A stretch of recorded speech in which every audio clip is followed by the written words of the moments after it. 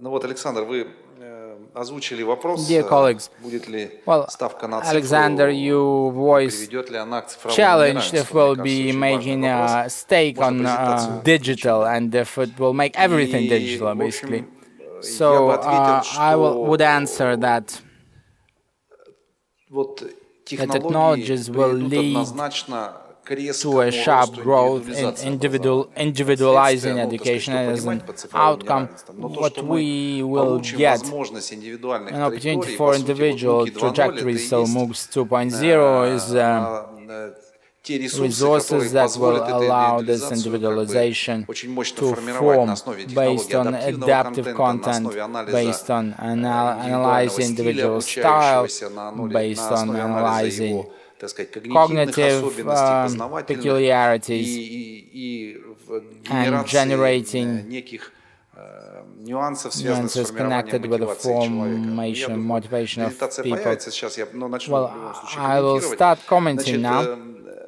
в этой связи Well, я in this хотел вам connection, привести I два wanted to give you конкретных two кейса, которые мы specific для себя cases. внутри активно развиваем. У нас больше So инициатив we have идет a lot of в этом направлении, но вот initiatives два, наверное, in this в силу area. возможностей наиболее интересные. These two Первое, will это, be собственно, the то, о most чем мы говорим, interesting. это платформа The first thing по we're адаптивной speaking about математике. is adaptive Это то, maths, что, собственно, сделал университет Аризоны. something Они that вместе вот с платформой was Newton made by создали the систему, University of которая Arizona. позволяет в Together with the автоматическом Newton режиме platform, they created a решать platform. проблемы с отстающими They студентами. created, a system Такой проблемы that нет, потому что can к нему там resolve issues with those десятая students самых лучших студентов по who математике are, поступает в not doing а so мы в well. регионе должны эту задачу решать, Well, потому что you, к нам Nikolai приходят люди с Ivanovich, разным don't уровнем, have this падает. problem because you're И несмотря getting на the то, что даже best of the очень высокий best. ЕГЭ, ну для нас, But региона, у нас в районе we 80 have средний балл to ЕГЭ. Тем не менее, по физмат-профилю face this проблема problem. отсева до 50% Up to поступивших остается. 50% of our Поэтому students мы drop out вместе с компанией because, NBSIS, это наша they're not компания, doing которая well создает платформу, по которой в as Голландии far уже as 7 лет maths учатся is миллион concerned. этих европейских школьников. We have many European school children, К февралю-марту so by выпустим вот первую February версию and такой March системы, will которая come будет out with a позволять system, with the в first автоматическом version, режиме генерить that will make контент. it possible to Сейчас generate идет большая группа content. математиков, у нас There are тоже a lot есть of центр математический, создан mathematicians, федеральный. И мы, собственно, and такую we историю сейчас are реализуем. implementing И this очень story. рассчитываем. И сразу со второго So семестра starting запускаем from эксперимент, semester который 2, позволит нам показать, насколько we are эффективно. starting an Аризона смогла experiment, за счет внедрения такой технологии and the на University of 20% Arizona снизить managed отсев. to То есть из тех reduce the 50%, которые dropout rate of отчислялись, such students by 20% остались в 20%. университете за счет того, что именно, So собственно, 20% человек в more смартфоне, students напоминалки, мотивация, remained где-то игровая форма. at Если у the человека university затруднение, то он уходит на уровень ниже. То есть контент because the подбирается индивидуально, content автоматически. Это was позволяет выстроить очень разные adaptive. индивидуальные траектории. So you can И, кстати, хочу сказать, про create деньги вы говорили, это всегда different вопрос интересный, learning да. trajectories. Вот наша оценка разработки этой системы примерно 100 миллионов. Our estimate of this Но это с system is ориентацией на 100 million. оценка компании с ориентацией на рынок B2C. То есть, So we если are мы focusing программу, on так the сказать, ориентируем B2C на рынок, market here. университетов, которым это интересная история, да, то это примерно так. Если это ориентация на If we потребителя, focus а, on the собственно, мы хотим, мы consumer, делаем ее для того, чтобы зайти на and рынки we're doing it Юго-Восточной to Азии. В общем, у enter нас the есть амбиция попытаться все-таки выйти Southeast в Asia Индонезию, market. Малайзию, с Индией мы ведем We're in переговоры, negotiations потому что with российский, India, конечно, Malaysia, студент China, испорчен патернализмом because in и Russia, ожиданием, что все ему должны, the государство в том students числе. are Но для spoiled нас тут важнее because партнеры they're и waiting сильные, for the талантливые поколения. С government точки зрения to provide коммерциализации, это them уже with задача компании, и everything. мы видим вот потенциал здесь и будем им So we помогать. see Второй potential кейс, here and we можно will вот help перелистнуть them. слайд. Please Использование технологий. go Это, to the собственно, next вот slide. набор абитуриентов 2.0, This is о how котором we я говорил. hire students.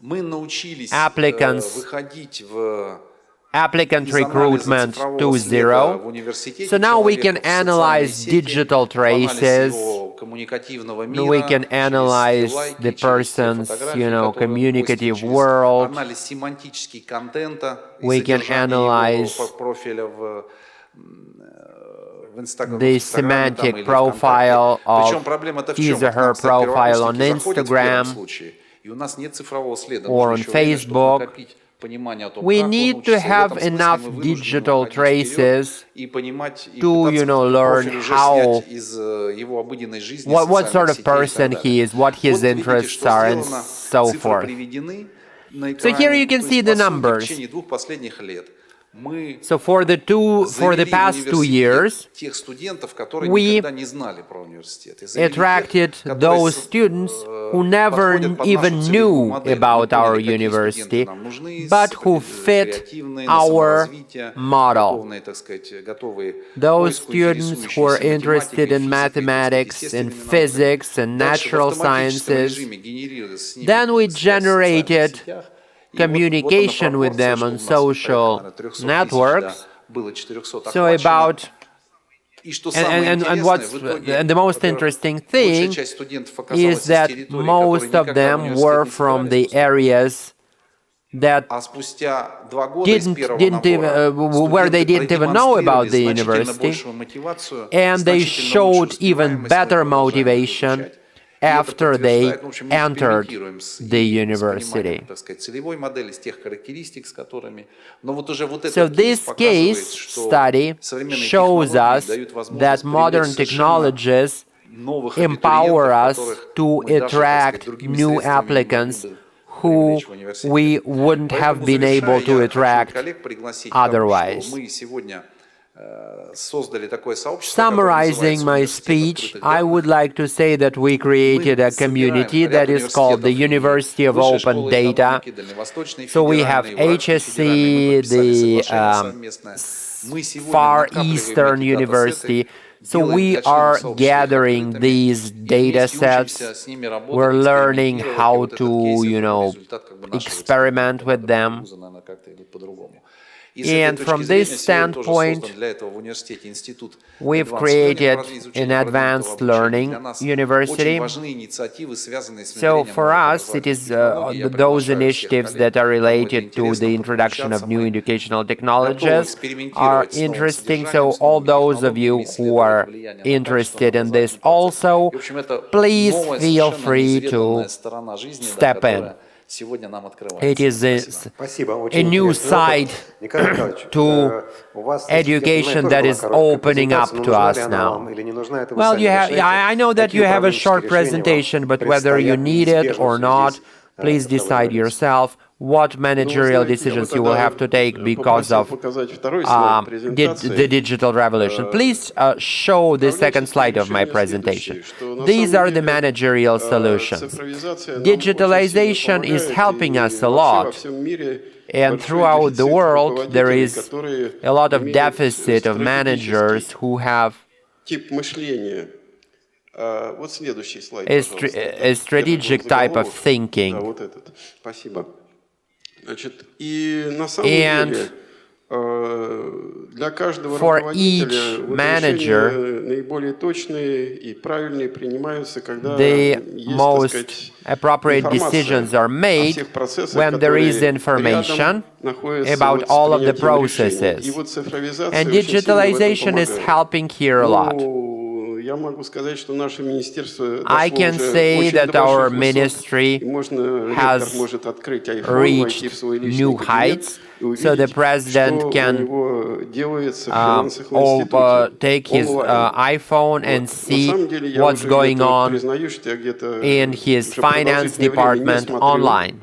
Well, I haven't looked at it for a while, because at the previous stages, when there were some serious deviations and the quick solutions that I was able to make, they sort of disciplined my colleagues, because when transparency always puts everyone to the right order, you know. People become better disciplined. We're working with a lot of ministries, with a lot of companies, and digital technologies allow us to obtain the necessary information as fast as we can. We're working with advanced students, so individual trajectories are important for them, and only digital approaches can ensure this. So right now, we're in the process of introducing individual trajectories in our university. And the problem that I would point out here, and it is related to this slide, there is a very prestigious competition, ICPC. It's like the World Cup for programming. So here you can see the breakdown by countries. You can see where Russia is and where the United States is. So Russia is number 1 and the United States is number 4. And there are a lot of Russian universities participating there.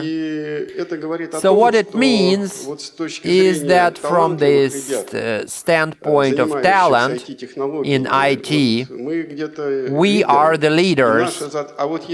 And if we look at the average, level, that is required in the industry at large, this is where we are starting to lose. We have a lot of, real stars, but as far as the average level, we are lagging behind. We need to build up our infrastructure. And we need to make sure that the leaders, stay here in Russia. I understand that Mr. Leatherman is not going to make any decisions because he is a journalist. But what dangers do you see when we move along these paths? What threats should be avoided? And by this path, you mean what specifically? Because of the digital revolution, we will have to make managerial decisions, and the universities will have to change this decision-making structure. Do you have any ideas? I know that you are not a practitioner, but you write about it a lot on your own platform and in other publications. What are the potential mistakes that you can foresee for the future? Sure, and it's as you said, since I'm not a decision maker, it's very easy for me to say what the decision makers should do. So the biggest mistakes I see, and there were some references to it earlier, are institutions imposing things from the top down. The conversation, sort of at the very beginning, we were talking about people who tend not to want to do things that they're told they have to do. And so in terms of, there is a real need for culture change in a lot of our institutions. And that's a very, very difficult thing to bring about. And the alternative to culture change, which takes leadership and some patience and changes in rewards and structures and processes, is telling people what to do and imposing mandates. And especially when we're talking about instructional changes and instructional advances, that's not going to work. There is no change that can happen in the classroom, be it a brick and mortar classroom like this one or a digital classroom, that can happen if the faculty is not bought in, if the faculty, sorry, that's an American phrase, if the faculty is not supportive of the changes. Now, so I think the institutions that have had the most success in embedding digital technology and bringing about any kind of curricular innovation are those that have brought along what we call in the United States a coalition of the willing. They have found those faculty members and campus leaders who believe in technology, who believe it can make a difference, who are excited by it, and let them take the lead and then let them sort of, quote, sell it to their colleagues. I think to me, that is the strategy that is likeliest to succeed. The hard part is that it takes time because it requires it to sort of filter through and make it look like it's the best leaders are the sort of seed ideas. They plant seeds and then let them grow. And I think we've seen plenty of examples in the States, and I'm sure others from other countries in the world could cite them, where institutions have tried to force it, and it's hasn't worked out. The trickier part on the administrative side is changing decision making, and we see a lot of campus leaders in the U.S., presidents and rectors, trying to change. We have something called shared governance, which is a particularly U.S. construct, but is evident in certain parts of the world as well, where faculty has to approve new programs and new approaches, and we'd see institutions that are trying to make some changes and trying to sort of bring about, build a case for faster change, but that's very difficult to do when you've got processes that require lots of constituents to buy in and to support it. And that's where I think leadership is essential. But again, not leadership through force, but leadership through persuasion. Thank you very much. Now I'm coming back to those people who have difficulty with speaking about managerial decision. Stefan Ludwig, the same question for you. What managerial decisions we will have to make because of the digital revolution?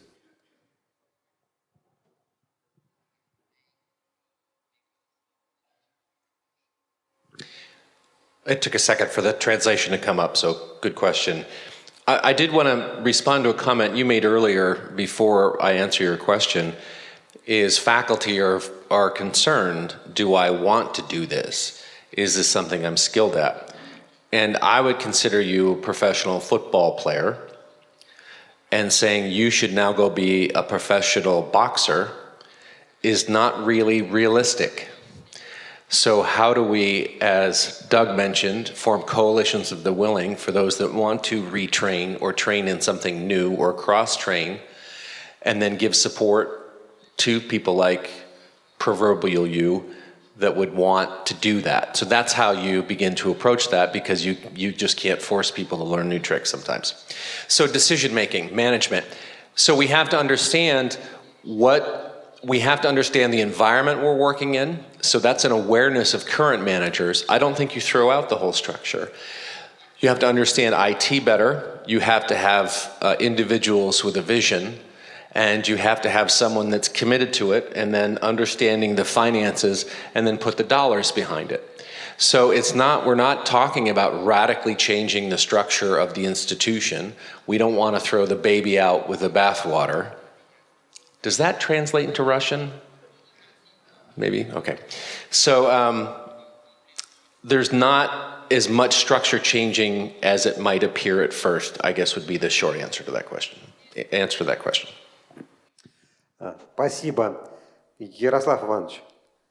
Yaroslav Ivanovich, You already started to speak about what is going to happen. So will it take the evolution, path of evolution or evolution? It is hard to say at the moment. Some will be revolutionary, some will be evolutionary. What I can tell you for sure is, firstly, we're making a transition from rigid educational programs to flexible programs that are customized for each student. And the digital management system is very supportive of this. So the question is where to stop. Where do we limit the freedom of the student? Secondly, the university is not going to become a market, a supermarket where you take a card and go pick up whatever you need, any groceries, because otherwise it will lose its advantage. Our reputation, and we value our confidence. We value the trust that people have in us. How do we combine all of these? So this wide availability of courses, as well as the aim of universities to preserve their reputational advantages, their reputational identity, so to speak. This will happen in two forms.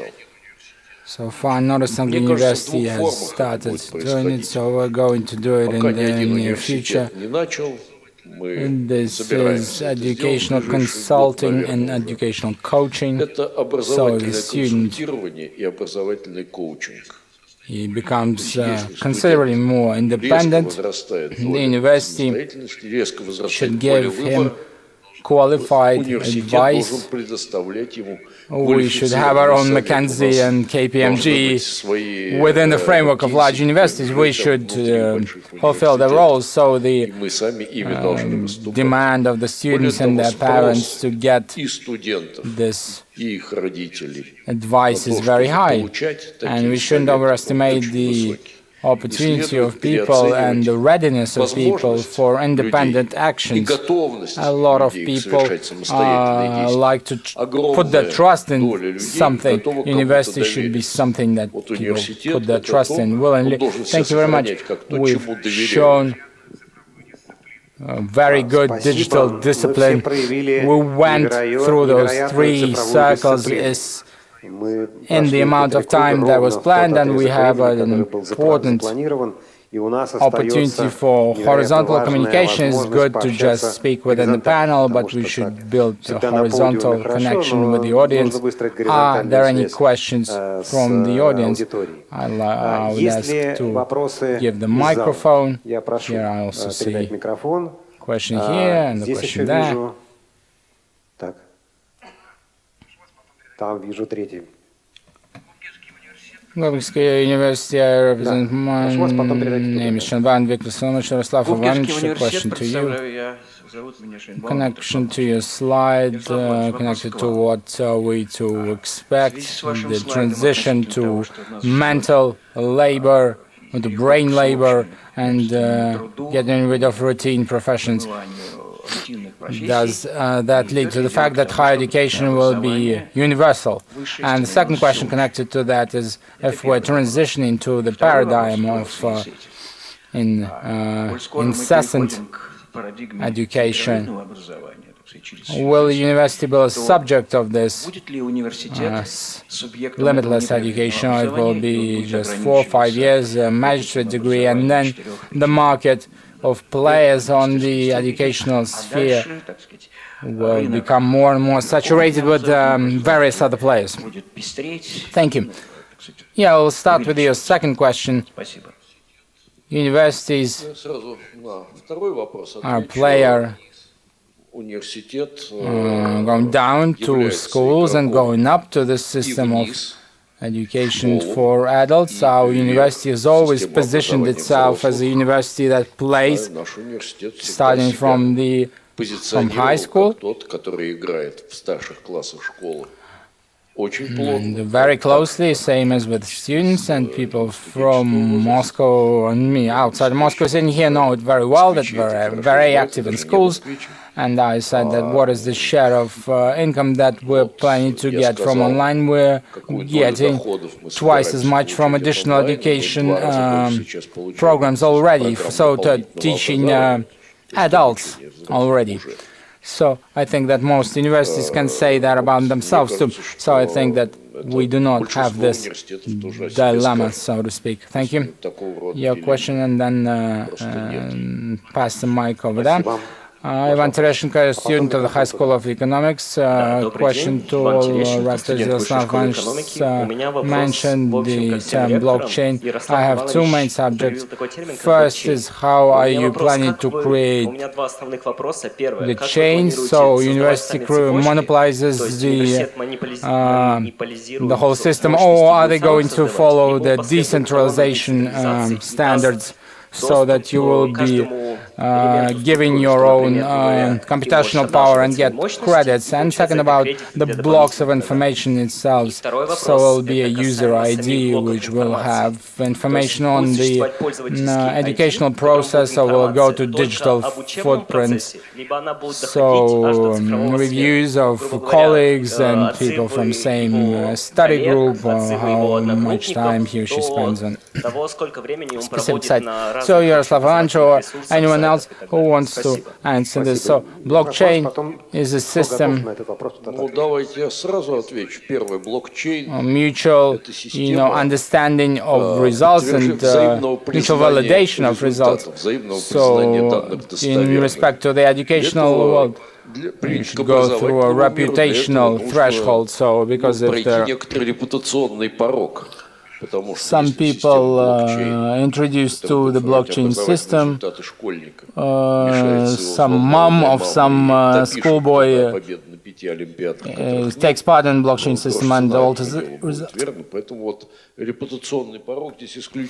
Then, it won't be very useful.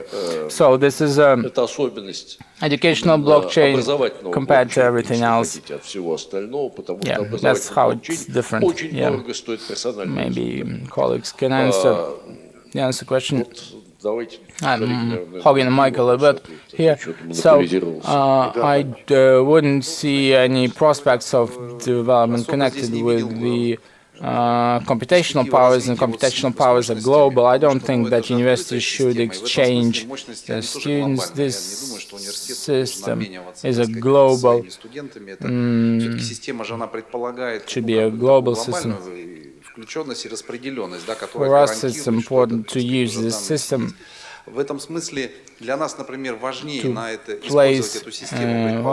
so we placed IP, intellectual property of the university, on this distributed ledger, and there's a big project in Russia to create a big database. Once you patented it, you put it up there, and you don't need to register it via Rospatent, and etc. It's a new opportunity to patent intellectual property. Second opportunity of technologies. We're thinking about what to do about it. This is technologies for the production of our own coins, certain digital currency that will allow us to teach students to invest in their own life and the projects, startups. So it's an instrument, a new instrument that will allow to install the culture of technological entrepreneurship, because we understand new cycle, there were engineers, research is now new revolution, requires new innovation. And to install this culture and skills, this technology will allow us to do it if we create this environment, this currency. We're approaching it very carefully, and now we should think of how to implement it. This is how I'd answer. Nikolai Nikolaevich, so we didn't go that far yet. We're not planning to do our own coins. or you're just looking for the bottom in digital currencies to enter with your own. Well, blockchain and these technologies are very effective in terms of organizing number of production processes. Eduard mentioned it here that when we see everything that's being done, some objective indicators for intellectual activities and all the others.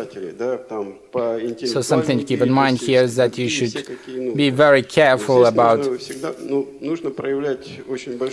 You're looking for students, for educators. There are points where can be open source, that can be in open access, and others that are individual, and when students come, they have their own problems and they consult with someone and they're being dealt with in some way. And so if we take those, put them to a certain network, these students might not come to us if they make them public. I mean, so it has to do with blockchain. I think the way I'm seeing it is that certain objective ideas of activities. So thesis, dissertations, yes, we can do, but in terms of the private stuff, it should remain private within the confines of the universities. We should be able to know it and get access to it and react to it to manage the situation before it becomes critical, but it should be internal. Thank you. I think there was a question over there. No? Yeah. Okay. Let's protect spatial justice. Good afternoon, dear colleagues. My name is Sisoyev Sergey. I'm the creator of an educational project on creative thinking, League of Ideas. So I have a question about the reverse side, the other side of digital education. So there are certain processes that are very hard to take to digital space. So we're speaking about the term, learners. So I have 95% of processes there. Practice. So people aren't just listening to lectures, but they're doing. Where is the balance between offline and online education? And in general, in the digital space, is it possible to generate new ideas, new senses, or should we be in both at the same time? So this is, I think, my question. I think it's about that. Well, addressed to anyone who wants to take it. Well, if no one wants to take it, that okay. Does anyone have an answer to that? I don't. Yeah. I think that the answer is the following. The answer that I'm going to give.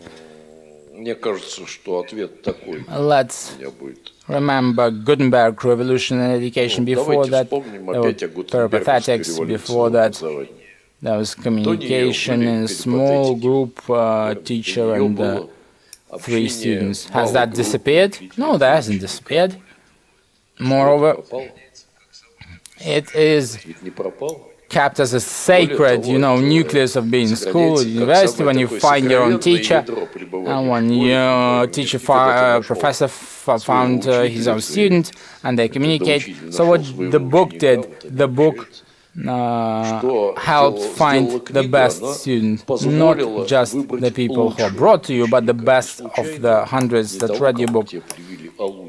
So scale that to digital standards, scale it up, and you will see that the space remains for traditional happiness, so to speak, of education, what traditional creativity, just the circle of the people that you're selecting your favorite, students from is becoming wider and wider and wider, and there are more opportunities to gain happiness. Eduard Vladimirovich, well, I believe that. Well, I'm a fan of live communication and well, what people do communicating with other people. A heart of a person is made out of its relations with others. So here we perceive values and senses, so modern data shows that even talking to the same person on Skype, the biochemistry changes, and even if you're talking to the same person. So this remains to be studied. Of course, digital is technologies, and the question of how we'll be able to work with those technologies is a big issue, and not a lot of people know the answer to that question. And according to my mind, the future is born in experiments, not in projects. We are projecting something. Well, I don't want to take the whole university to a certain technology. There was a good round table 10-15 years ago. Frumin was making in the High School of Economics. There was a brainstorm about what's going to happen to education, and 10 and 15 years ago, gather together the same people, and they're saying, well, let's see what happened in the last 15 years since our last round table. And it transpired that the challenges were very well placed, and the opportunities, the MOOCs, no one could even, no one saw that coming. So you should experiment and try different things. There's a lot of hype around it now, and everyone's running, trying to, catch the last train, trying not miss out. And this hype that MOOCs will take care of just, destroy the education, the barbell avalanche, will take care of it all, and everyone who's been saying it already quiet now. I'm reminding people about saying that universities will be just destroyed by online. And okay, so there should be sensible experimental practice, and it's important that there are researchers of higher education here, people that have a very thoughtful approach, and I call on you to present. We are ready to present our own site. Come to us with your experiments. So today, when we're doing we're working with Puzzle English, where there's a higher share of independency. And we're doing another project with different methodology, different approaches. And in this sense, Yaroslav Ivановich, for 2 years, we've been working with tutors, and we're not stressing on how those coaches with special requirements, how does this work, how is this installed within the university, how is it part of the overall logic, how individualization is applied to main programs. So we have 30-40 positions like that now. We see what's going on, analyzing the facts. And so I call on you to not just follow the hype, but experiment with the coordination of these opportunities, technologies, and combine this future, what we need based on the model that you're implementing. A little higher up. Спасибо. Давайте вот чуть выше девушка, да? Good afternoon, Veronika Belarusova from High School of Economics. I would like to dwell on the question of priorities by educational institutions, their strategic development, and the involvement of professors and professional community, how to measure the quality of education. First question here is, if educational institutions will be providing mass education on a global scale, does it mean that the research potential of students and professors will be just for the elites, because not everyone will be doing this detailed, everyday, accurate work to make an contribution to the sphere that they're working on. And the second question, head of online education, as far as I understand, it's very important that there are applied rules that appear on the border of academics and academia and business. So does it mean that, well, we're seeing already when online courses that are developed by higher education institutions and businesses at the same time, does it mean that the program of teachers and professors will be changed? So it wouldn't be academics that are published published in elite publications, but it could be a mentor who is consulted with the sphere. Or how do you see basically the picture of that person whose course will be in demand? Спасибо. Прошу вас, Стефан.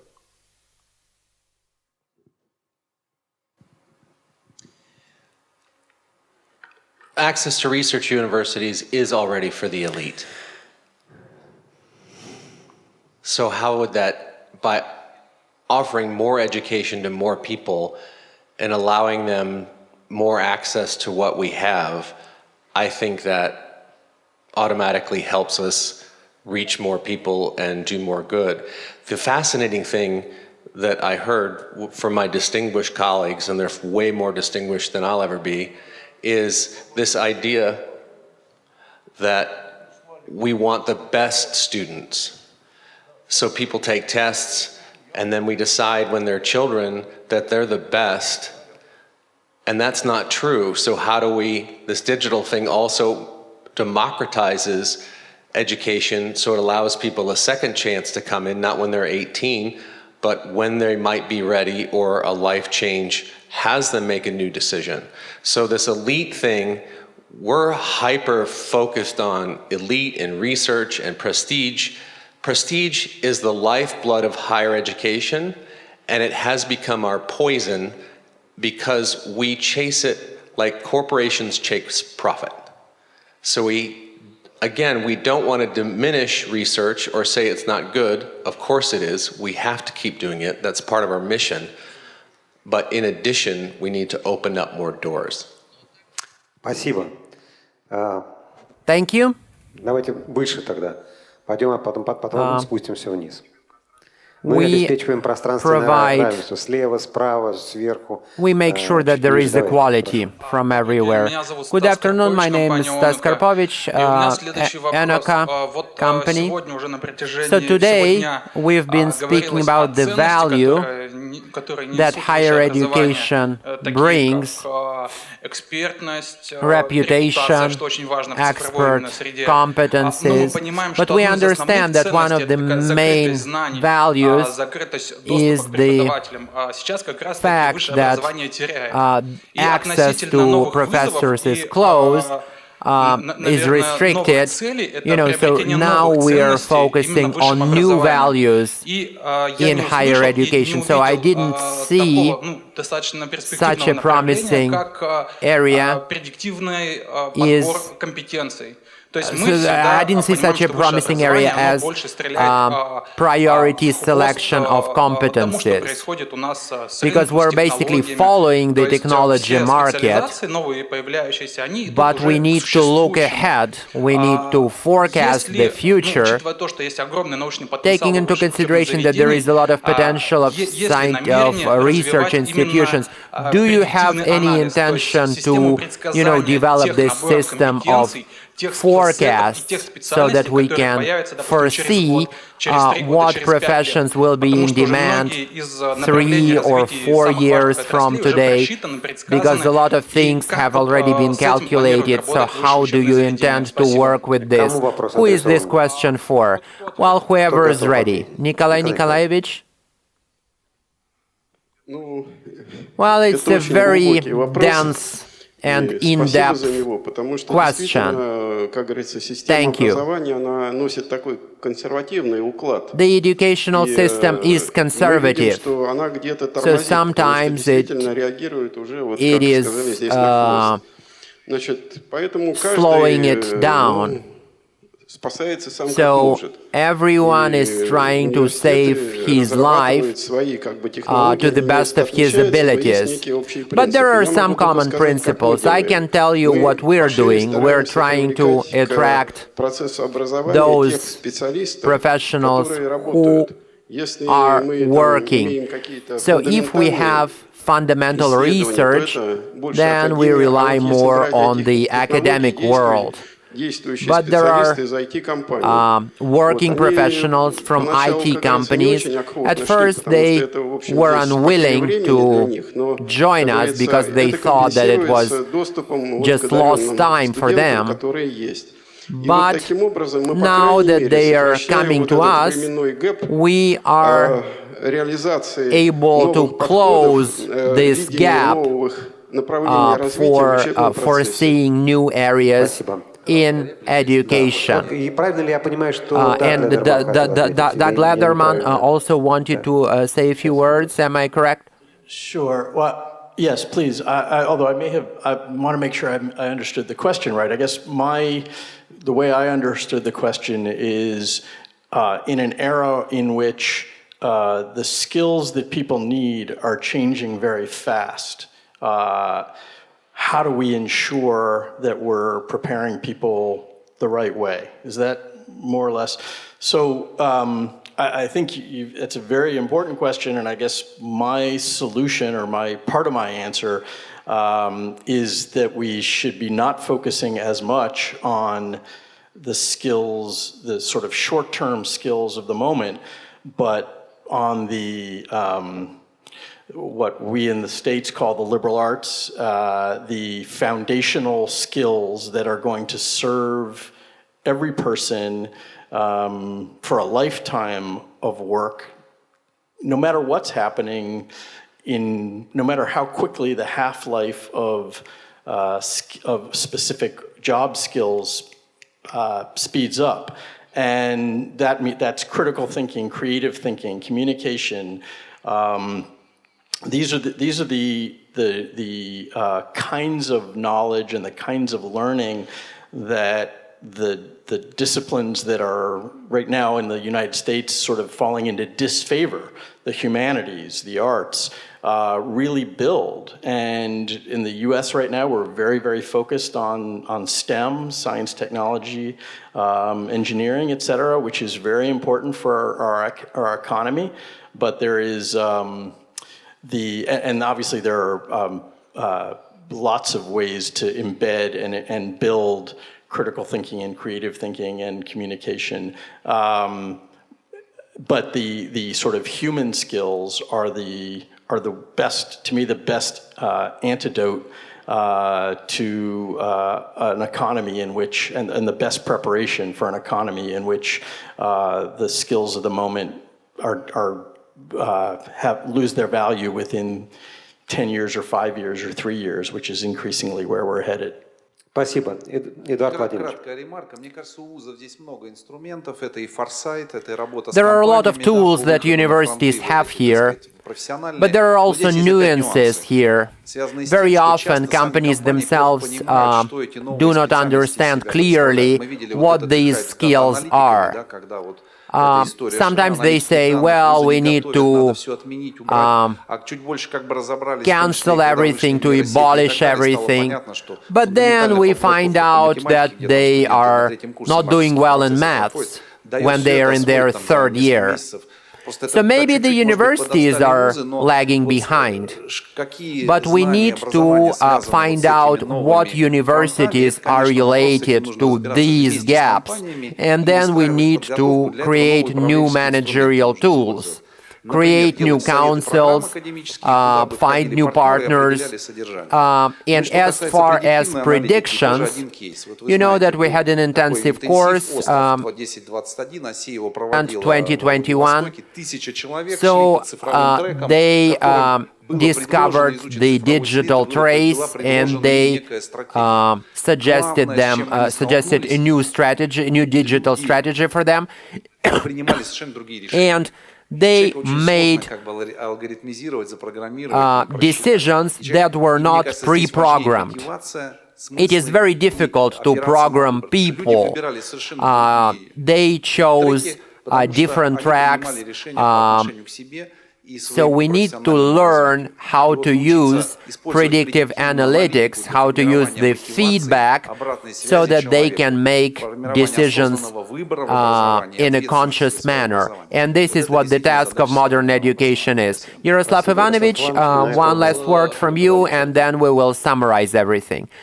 I believe that time will provide us with a paradoxical answer. We're moving to a society where products are customized because it is not as expensive as it used to be.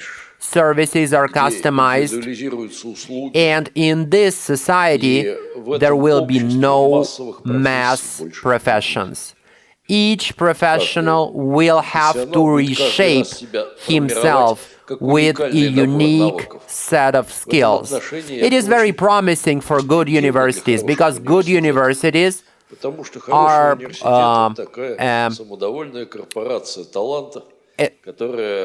self-confident, because they say what has come to their minds just now. And we need to be careful with forming this. Very often, we communicate with people who are preparing for entering the university, and very often I speak with their parents, and the question that they have is, what is promising? What major shall I choose? And the answer I give them is that the major that you will choose has nothing to do with your future professional career. Your baccalaureate degree is like forming, your lens, your prism through which you will see the world, whether you will see the world as a historian, as an economist, as an engineer, and then we can, and then there are minors, of course, so you will have an additional lens for viewing the world. A lawyer can also become a psychologist, as you know, and then when they do their masters, they can narrow down their skills so that they fit into this market as best as they can, so that they can pick the necessary set of skills, regardless of, and it will be beneficial, it will be a winning strategy regardless of what's going to happen to the market. Like a magic wand, because when a person when you have a unique professional, when he's a unique, carpenter working with, precious wood, and your background in this case, whether you are also a designer or a historian, it also, everything contributes to your success. Because, carpenters have been around for centuries. But it is the same for any profession, regardless of what area of specialization, what profession we're speaking about. I would like to apologize for anyone who I haven't been able to give the floor to. So there are 4 keywords: customization, reputation, digitalization, algorithm. I think that these 4 blocks will shape the future of education in this digital era. Now I will go to ponder over these key words. Thank you very much for the discussion and your active participation. Thank you.